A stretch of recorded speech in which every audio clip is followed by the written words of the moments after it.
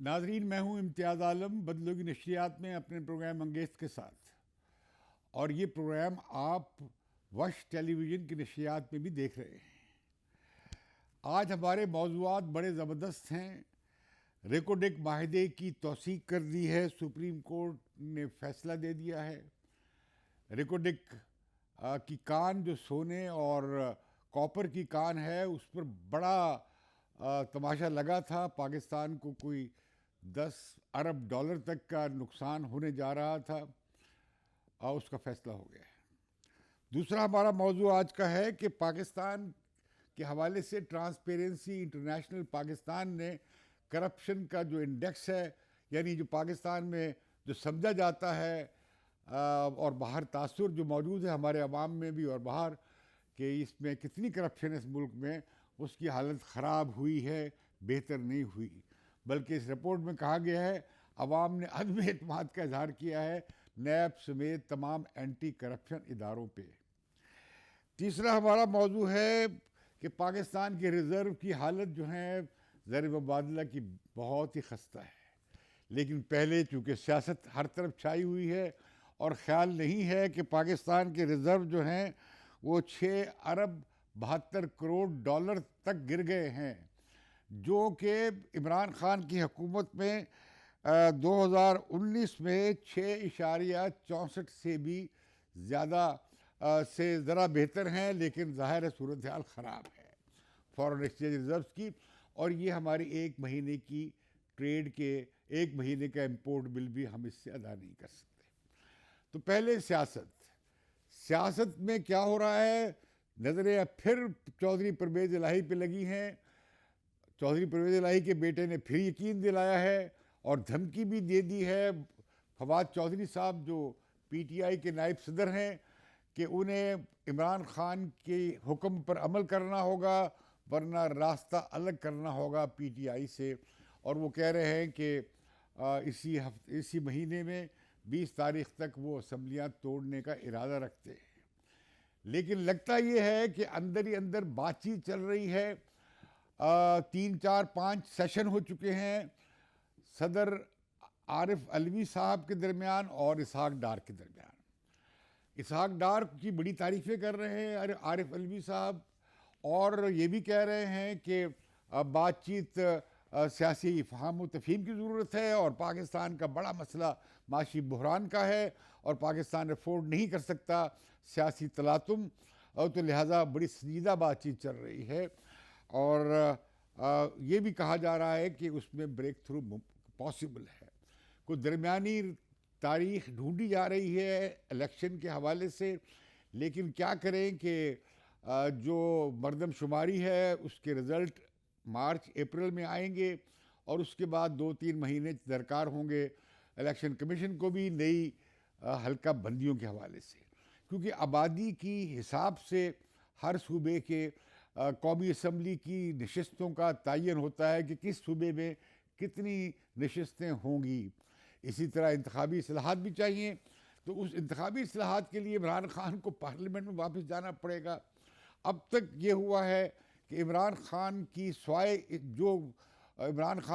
एक तदबीर, यानी उनका बयानिया हुकूमत से निकलने के बाद जिस तरह उन्होंने साइफर को इस्तेमाल किया और साजिश का नज़रिया घड़ा, वो आवाम में बड़ा बिका। इमरान खान बहुत पॉपुलर हुए, उनके बड़े जलसे हुए और उन्होंने वो टेम्पो खूब चढ़ाया, और हुकूमत जो थी उनकी जगह अदम एतमाद का वोट करके जब वो आई शहबाज शरीफ हुकूमत, तो वो मुश्किल में फंस गई। उसे वो फैसले करने पड़े जो इमरान खान ने IMF से माहदे में तय किए थे, और वो उसके गले पड़ गए, और उसकी मकबूलियत इस हुकूमत की धड़ाम से नीचे आई है। उन्हें काफ़ी सियासी कीमत अदा करनी पड़ी है। तो ये हुकूमत किसी सूरत में फौरी तौर पर इंतखाबात कराने के में इंटरेस्टेड नहीं है। ये चाहते हैं कि इन्हें कुछ वक्त मिल जाए ताकि ये जो उन्हें सेटबैक हुआ है, धचका लगा है, उससे वो बाहर निकल सके। तो इसी असना में क्या ये जो बातचीत चल रही है उसमें ये बात भी हो रही है कि कुछ दरमियानी तारीख तलाश कर ली जाए। तो उसमें मैं पहले भी कह चुका हूँ अपने किसी शो में कि अगर मई में ये हुकूमत चली जाए, यानी ये हुकूमत तमाम असम्बलियाँ डिज़ोल्व हो जाएँ, तो केयर टेकर गवर्नमेंट आ जाएँ, तो फिर तब तक इलेक्शन कमीशन भी नई हल्का बंदियाँ कर चुकेगा और जाकर इलेक्शन 3 महीने यानी 90 दिन के अंदर हो सकेंगे। मैं इमरान खान का बड़ा मकसद तो ये है कि ये हुकूमत चली जाए। तो ये हुकूमत अगर 4 महीने और चल जाएगी तो इसके पास कोई बड़ा तीर मारने को नहीं है। अलबत्ता जो इमरान खान के साथ जो यू टर्न लिए हैं इमरान खान ने और जो धचके लगे हैं वो सियासी कलाबाजियों के, वो बहुत बड़े हैं। उनका जो बयानिया था जिससे वो पॉपुलर हुए थे, अमरीकी साजिश, रिजीम चेंज, वो पिट गया। वो सामने आ गया कि जनरल बाजवा तो उनकी आखिर वक्त तक कुछ ना कुछ हमायत करते रहे थे। उन्होंने ही भेजा था चौधरी परवेज़ इलाही को, पंजाब के जो अब चीफ मिनिस्टर हैं पीटीआई की हमायत से, उन्होंने भेजा था इमरान खान के पास, जबकि वो मामला तय कर चुके थे जरदारी साहब के साथ। जरदारी साहब सुना है फिर एक्शन में है। उन्होंने चौधरी शुजात और परवेज़ इलाही के दरमियान इख्तलाफात को कम करवाने की कोशिश की है और चौधरी साहब भी जो हैं परवेज़ इलाही मार्च तक तो असम्बली तोड़ने के हक़ में नहीं है। अगर इमरान खान उन्हें ऑर्डर करेंगे तो असम्बली नहीं तोड़ेंगे, और अगर वो हमायत विड्रॉ कर लेंगे तो बिल्कुल गैर मशरूत तौर पर तैयार बैठी है पीपल्स पार्टी भी और नून लीग भी कि वो उन्हें बतौर चीफ मिनिस्टर के अपना लेंगे। गो कि ये नवाज़ लीग के लिए एक बड़ा धचका होगा, क्योंकि वो बड़े उनकी अदम एतमाद और मिसट्रस्ट है उनका चौधरीयों पे, लेकिन ये करना पड़ेगा। उसमें पत्ता अगर कटा है तो हमजा शहबाज का है कि वो दोबारा इस अरसे में इस टेन्योर के दौरान वो चीफ मिनिस्टर कम अज़ कम नहीं बनेंगे। वैसे भी एतराज़ हो रहा था कि बाप वज़ीर आज़म है तो बेटा चीफ मिनिस्टर है, ये सारा ये बांट लेते हैं आपस में ही शरीफ ख़ानदान के लोग तमाम ओहदे। पहले नवाज़ शरीफ वज़ीर आज़म थे तो शहबाज शरीफ चीफ मिनिस्टर थे, तो लिहाजा अब ये जो खिचड़ी पक रही है ये किसी न किसी तरफ लग जाएगी। जो इमरान खान ने अभी फिर कहा है कि नए आर्मी चीफ उस पॉलिसी पे मत चले जो कि जनरल बाजवा की थी। तो बार बार एक बार तो बड़ा जोर दे के कह चुके हैं आसिफ मुनीर जो नए आर्मी चीफ हैं कि वो सियासत में बिल्कुल आर्मी ये दाराती फ़ैसला है और हम इस पर कायम हैं, हमारा सियासत से कोई वास्ता नहीं होगा, हम डायरेक्शन नहीं देंगे और बल्कि डायरेक्शन लेंगे। अब आते हैं हम रेकोडेक माहिदे की तरफ। इस माहिदे का रेफरेंस भिजवाया गया था सुप्रीम कोर्ट को। इस माहिदे की मंजूरी बलूचिस्तान की असम्बली ने भी दी है और वफाकी हुकूमत ने भी दी है, और इसे भेज दिया था कानूनी हिसाब से कि कहीं इसमें कल को सुप्रीम कोर्ट का कोई हुक्म ना निकाल दे। क्योंकि इससे पहले हमें याद है कि जो रेकोडेक माहिदा था उसमें जो सबसे बड़ी खंडत या उसमें जो मुश्किल जो उसे सबवर्ट किया था वो साबिक चीफ जस्टिस इफ्तिखार चौधरी ने किया था, जिसके बायस पाकिस्तान को 10 अरब डॉलर के करीब जुर्माना अदा करना पड़ता। और इस अरसे में हमने देखा पिछले 7-8 साल में रेकोडेक से 1 तोला सोना बरामद ना हुआ और 1 तोला कॉपर बरामद ना हुआ, और अफगान और बलूचिस्तान के अवाम महरूम रह गए, और इसी तरह रेकोडेक से कोई फ़ायदा न लिया जा सका। अभी काम शुरू हो सकता है इस माहिदे के बाद। और साथ ही सुप्रीम कोर्ट ने कहा है कि सूबाई हुकूमतों को इख्तियार है कि वो अपने मादनी ज़राए के हवाले से कानून साजी कर सकें, क्योंकि आइनी तौर पर 18वीं तरमीम के तहत ये बात तस्लीम की जा चुकी है कि बुनियादी हक मादनियाती और कुदरती ज़राए पर सूबों का है, और बलूचिस्तान का अव्वल और आखिर हक है वहाँ के मादनियात पे और ज़राए पे, वो कोई नहीं छीन सकता। बलूचिस्तान के अवाम का ये गिला कि गैस वहाँ पैदा होती है लेकिन सुई और बलूचिस्तान के इलाके गैस से महरूम हैं। उन्हें जो मिलता भी है बड़ी कम कीमत पे, वो गैस आलमोस्ट सब्सिडाइज कर की जाती रही है, जो पंजाब में और खैबर पख्तूनख्वा में इस्तेमाल होती रही है। सिंध में भी गैस पैदा होती है, लेकिन पंजाब इसमें ज़्यादा बेनिफिशरी रहा है। तो लिहाजा बलूचिस्तान के अवाम की जो बेगानगी है, उनकी महरूमी है, वो तभी ख़त्म होगी कि वहाँ के मादनी ज़राए और वहाँ के कुदरती ज़राए बलूचिस्तान सबसे पहले बलूचिस्तान के अवाम के काम आएँ। इसी तरह तुर्बत की जो बंदरगाह है उसके हवाले से भी सवाल उठते हैं बलोचों में कि वो उसकी तरक्की जो है बलूचिस्तान की तरक्की और बलोच अवाम की उसमें शमूलियत के हवाले से शकूक हैं और शदीद सवालात उठते हैं। वहाँ पे एक बड़ी तहरीक चली है गवादर में, पिछले दिनों भी उनकी एहतजाजी धरने होते रहे हैं, उनके मुतालबात माने गए थे लेकिन उस पर अमल नहीं हुआ। तो मैं समझता हूँ कि ये जो फैसला है सुप्रीम कोर्ट का, इससे सूबों का इख्तियार और हक उनके कौमी ज़राए पर, उनके कुदरती ज़राए पर बढ़ जाएगा। और यकीनन बलूचिस्तान की पार्टियां और अवाम के लिए ये एक अच्छी खबर है। नाज़रीन, हम आते हैं ट्रांसपेरेंसी इंटरनेशनल पाकिस्तान की इंडेक्स जो है, परसेप्शन इंडेक्स, कि पाकिस्तान के बारे में करप्शन के हवाले से पाकिस्तान के अवाम क्या सोचते हैं और दुनिया भर के लोग क्या सोचते हैं। इसमें इमरान खान की हुकूमत का एजेंडा ये था कि वो करप्शन का ख़ात्मा करेगी और ये कि वो करप्ट लोगों को तख्तेदार पे चढ़ा देगी। उन्होंने खूब प्रोपेगेंडा किया गया शरीफ ख़ानदान के ख़िलाफ़, जरदारी ख़ानदान के ख़िलाफ़ और पुराने सियासतदानों के ख़िलाफ़। लेकिन क्या हुआ कि उसमें सिर्फ नवाज शरीफ को ताहयात, और वो भी अकामा पे जो तनख्वाह वसूल अभी नहीं भी हुई थी, मुमकिन आमदनी को ना डिक्लेयर करने के बुनियाद पर ताहयात नाअहल कर दिया गया था और उन्हें पार्टी से सदारत से भी अलहदा कर दिया गया था।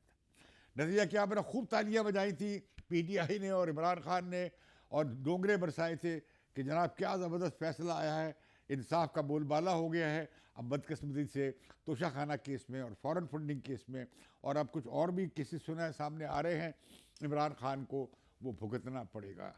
इसे कहते हैं मुकाफात अमल।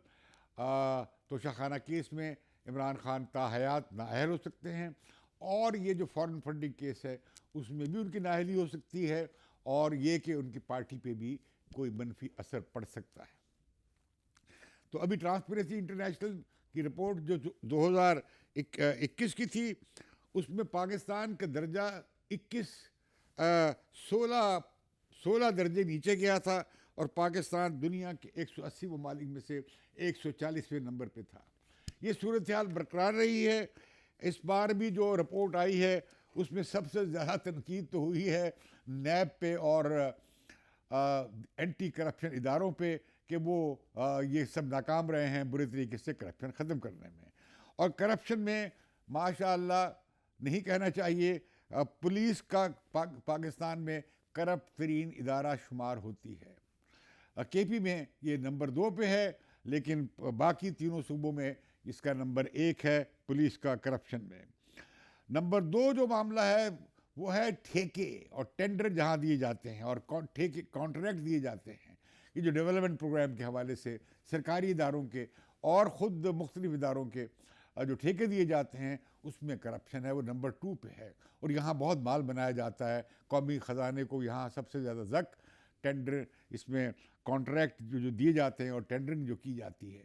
इसमें हमने देखा कि किस तरह गैस की ख़रीदारी में, किस तरह तेल की दरामद में, किस तरह चीनी की एक्सपोर्ट में और फिर इंपोर्ट में हमने देखा किस तरह पिछली हुकूमत में, इमरान खान की हुकूमत में ही, जिसे वो कहते हैं कि माफियाज़ का राज था, वो माफियाज़ के नुमाइंदे उनकी काबीना में बैठे थे, वो अब भी बैठे हैं। तीसरे नंबर पे हमारी मोहतरमा अदलिया है, जिसे अवाम के ख़्याल में सबसे करप्ट है।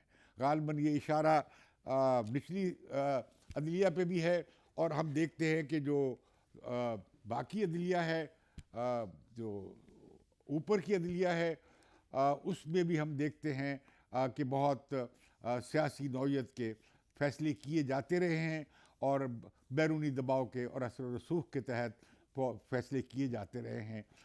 जैसे भुट्टो साहब का कत्ल है, जैसे नवाज शरीफ की ताहयात नाअहली है, ये सब हम देख चुके हैं। तो अब जो करप्शन के हवाले से मैं ये बात करना चाहता हूँ कि इसे हमेशा सियासतदानों के ख़िलाफ़ इस्तेमाल किया जाता रहा है। लियाकत अली ख़ान के ज़माने से शुरू हुआ था, तो फिर अयूब ख़ान के ज़माने में प्रोडा आया, सियासतदानों को नाअहल करार दे दिया गया और कहा गया ये सब करप्ट है। उसके बाद ये मुशर्रफ के ज़िया-उल-हक के दौर में भी ये मामला शुरू हुआ। भुट्टो साहब के ख़िलाफ़ बड़ी तहकीकात की गई थी, कुछ नहीं निकला था, स्वाय वो एयर कंडीशनर वगैरह उन्होंने कहा कि कहाँ से आए हैं, वो भी साबित नहीं हो सके थे। इसी तरीके से हम देखते हैं कि बेनज़ीर भुट्टो की गवर्नमेंट के ख़िलाफ़ करप्शन के इल्ज़ामात पे उनकी गवर्नमेंट ख़त्म की गई थी, लेकिन वो सारे जो हुकूमत ख़त्म हो गई उसके बाद वो केसेस ख़त्म हो गए, गायब हो गए, उनका कोई सबूत और सिरा और निशान नहीं मिला। इसी तरह नवाज शरीफ के ख़िलाफ़ उन्हें 10 साल सज़ा दे दी गई थी एक केस में, जिसमें उनकी बेटी मरीम नवाज़ बरी हो गई हैं और नवाज शरीफ वापस आ रहे हैं और उन्हें भी आने से पहले ज़मानत मिल जाएगी अदालत में पेश होने के लिए, ख़ुद को अदालत के सामने पेश कर सुपुर्द कर देने के बाद कर देने के लिए। तो लिहाजा वो भी इससे निकल गए। अभी हम देखते हैं कि अब बारी इमरान खान की लगता है लगी है, उनकी शामत आ रही है। लेकिन मैं समझता हूँ कि पाकिस्तान की तारीख़ में सियासतदानों को जो करप्शन के हवाले से या गैर सियासी तरीक़ों से जो निकाला जाता रहा है, मैं समझता हूँ कि उसका सियासत पे बहुत बुरा असर पड़ा है। भुट्टो का नाम आज तक ज़िंदा है, बेनज़ीर का नाम आज तक ज़िंदा है, नवाज शरीफ का नाम भी इस हद तक ज़िंदा है। तो लिहाजा इससे सियासत में फ़र्क नहीं पड़ता। इसी तरीके से मैं कहना चाहता हूँ कि ये हम सायों के ताक़ुब में क्यों दौड़ रहे हैं? फलां ने करप्शन की थी, उसके पीछे लगे रहो। जो जारी करप्शन है, जो सिस्टम के अंदर है, जिस तरह ठेकों में है, जिस तरह अदायगियों में है, जिस तरह कीमतों के तयन में है, जिस तरह ब्यूरोक्रेसी के अंदर जब फाइलें चलती हैं अदलिया में केसेस के हवाले से, ये जो सिस्टम के अंदर करप्शन है, ये जो कमीशन माफिया है, और ये जो पाकिस्तान की माफियाज हैं जो इन ब्यूरोक्रेसी के साथ और इस्टेब्लिशमेंट के साथ मिलकर करती हैं, यहाँ तक कि हमें मालूम है कि किस तरह वेरियस जो सोसाइटीज़ हैं और ख़ास तौर पर ये जो कंस्ट्रक्शन का कारोबार है और एस्टेट बिजनेस है, उसमें हम देखते हैं कि खुद सबसे बड़ा हिस्सा तो पाकिस्तान फ़ौज का है। और इसी तरह हम देखते हैं मलक रियाज को देखते हैं और दूसरे जो हम देखते हैं एस्टेट मैग्नेट्स को कि वो किस तरह ज़मीनों पे कब्ज़े करते हैं। अब लाहौर में इमरान खान ने अभी हाल ही में इमरान खान ने दो बार एमनेस्टीज़ दी, 2 बार माफ़ किया काले धन वालों को कि वो अपना पैसा डिक्लेयर कर दें तो उनसे सवाल नहीं पूछा जाएगा। भाई आप करप्शन ख़त्म करने आए थे और आपने कहा कि जो भी काला धन है यानी गलत ज़राए से पैसा इकट्ठा किया हुआ, जो करप्शन का पैसा था, जो टैक्स से बचा के पैसा जमा किया गया था, आपने उसे लीगलाइज कर दिया। 2 बार किया आपने। तो अब उसके बाद हम देखते हैं कि ये जो सिस्टम है, जो पूरा सिस्टमिक करप्शन जिसे कहा जाता है, जो बुरी हुक्मरानी के बायस होती है, उसे ख़त्म करने के लिए अवाम के निगरानी के इदारे बनाने पड़ेंगे, रेगुलेशन बनाने पड़ेंगे। अब दुनिया भर में आपको कोई नया व्हील ईजाद नहीं करना है, कोई नया तरीका और फार्मूला नहीं ईजाद कर। दुनिया भर में ये प्रैक्टिस हुई है बिजनेस को आसान करने की, कारोबार को आसान करने की। अब जदीद टेक्नोलॉजी आ गई है इंफॉर्मेशन के हवाले से। अब जिस तरह बेनज़ीर इनकम सपोर्ट प्रोग्राम है, वो एक सर्वे के बेस पे है कि कौन गरीब तरीन है और इसके मुस्तहिक हैं। वो सर्वे की बुनियाद पर वो एक सॉफ्टवेयर बन जाता है और बराह रास्त उन लोगों को पैसे मिल जाते हैं कार्ड के ज़रिए। तो इसी तरीके से मैं समझता हूँ कि इंफॉर्मेशन, ये जिस तरह आप लैंड रिकॉर्ड्स को कंप्यूटराइज कर लिया गया, अब आप अभी भी मसला है, नौकरशाही ने बीच में रखा हुआ है। वरना आप जाएँ उसकी साइट पे लैंड की और वहाँ पे आपको आपकी ज़मीन के सारे कागजात, उसकी सारी हिस्ट्री मिल जाएगी। तो बहुत सारे काम जो हैं करप्शन के और सुर्ख फीते के ख़त्म करके हम करप्शन को कम कर सकते हैं। और ये जो अल्ले तल्ले लगे हुए हैं जिन्हें लीगलाइज कर लिया गया है, मतलब सुप्रीम कोर्ट के जज की तनख्वाह जो है 15 लाख है। इसी तरह एक जर्नल रिटायर होता है, वो कई अरब रुपए की मालियत लेकर घर जाता है। इसी तरह ब्यूरोक्रेसी के सेक्रेटरी जो हैं वो भी अगर अरबों रुपए नहीं तो 10-20 करोड़ रुपए वो जमा कर चुके होते हैं और उन्हें बड़े बड़े बरात मिलती हैं। तो मैं समझता हूँ कि पाकिस्तान इतना गरीब मुल्क है कि उसमें इतनी बड़ी अशराफिया जो है ब्यूरोक्रेसी की, एस्टेब्लिशमेंट की, वो हमें नहीं चाहिए। ये हमें उमरा का गलबा जो है पाकिस्तान में और माफिया से कब्ज़ा ख़त्म करने की ज़रूरत होगी अगर हम चाहते हैं कि पाकिस्तान करप्शन से आज़ाद हो।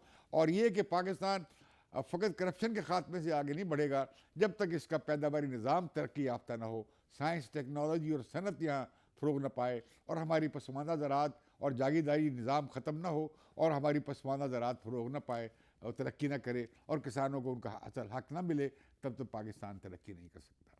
मुझे आज की बदलों की नशरियात से और ये वश टीवी की नशरियात से इजाज़त दीजिए। आपसे फिर मुलाकात हो।